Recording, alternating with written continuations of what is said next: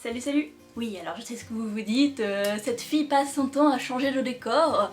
J'ai approximativement zéro luminosité dans mon appart actuellement. Je suis donc obligée de tourner à côté d'une fenêtre pour avoir de la lumière.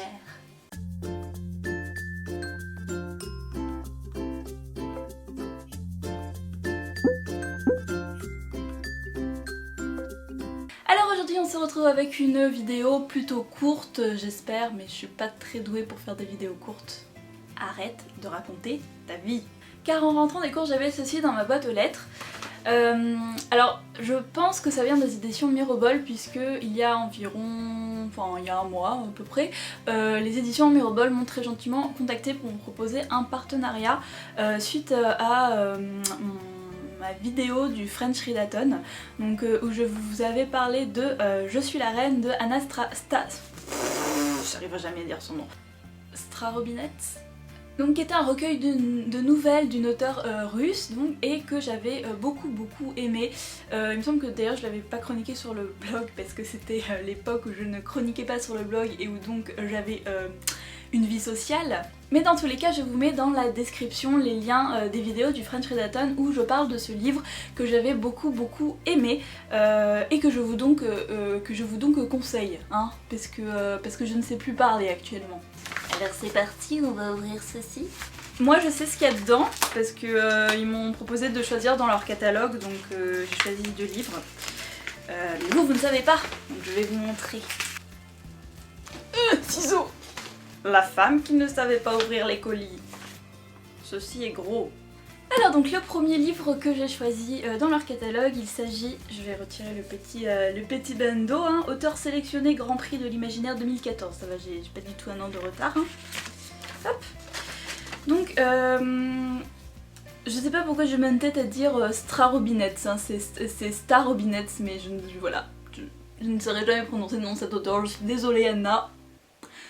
Donc comme j'avais beaucoup aimé le recueil de nouvelles de Anna S, je vais faire comme ça, j'ai voulu voir ce que ça donnait en fait quand elle écrivait des romans suivis hein, sur 461 pages quand même.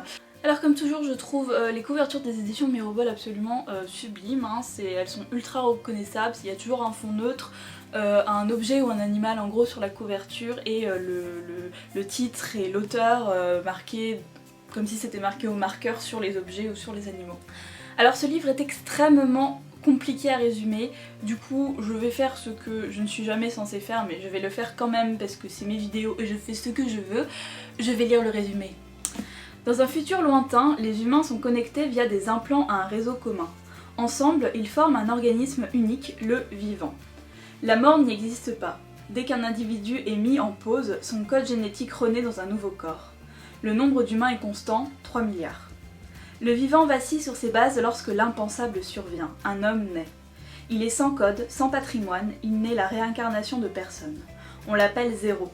Placé sous étroite surveillance, il devra trouver des réponses sur son identité dans un monde réputé parfait. Voilà, donc c'est un livre qui m'attirait plutôt pas mal, déjà bon parce que j'avais bien aimé l'auteur, et aussi parce que j'aime bien ce genre d'histoire de science-fiction où finalement on est dans un monde un peu parfait, extrêmement bien huilé, etc. et que tout d'un coup il y a quelque chose qui va se passer qui va tout ébranler. Voilà, donc j'espère vous en reparler très prochainement. Le contenu aussi m'intrigue, en fait du coup j'avais pas lu, je l'avais pas feuilleté, mais il y a l'air d'avoir des chapitres type, vous savez, un peu compte rendu, et il y a l'air d'avoir plusieurs points de vue, des trucs de questions-réponses, et des trucs avec des smileys, enfin c'est pas que du texte, enfin bon vous avez compris. Hein. Le deuxième livre que j'ai choisi, il s'agit de L'autre ville de Michal Ashvaz.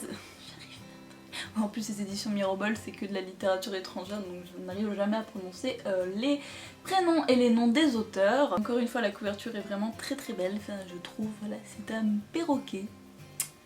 Au cas où vous ne l'auriez pas vu. Celui-là est beaucoup plus facile à résumer. Alors donc le début se passe à Prague et c'est l'histoire d'un homme qui trouve un livre écrit dans une langue qu'il ne connaît pas dans une librairie. Donc il l'emporte chez lui et en fait en ouvrant le livre et en commençant à le lire, il va passer dans un monde parallèle.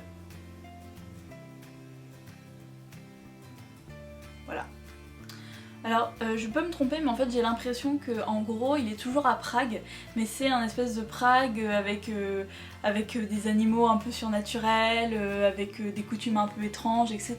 Donc moi j'aime bien ce genre aussi d'histoire où en fait tout commence de manière parfaitement normale et en fait il va y avoir quelque chose un peu de surnaturel qui va se passer et du coup ça va un peu tout chambouler.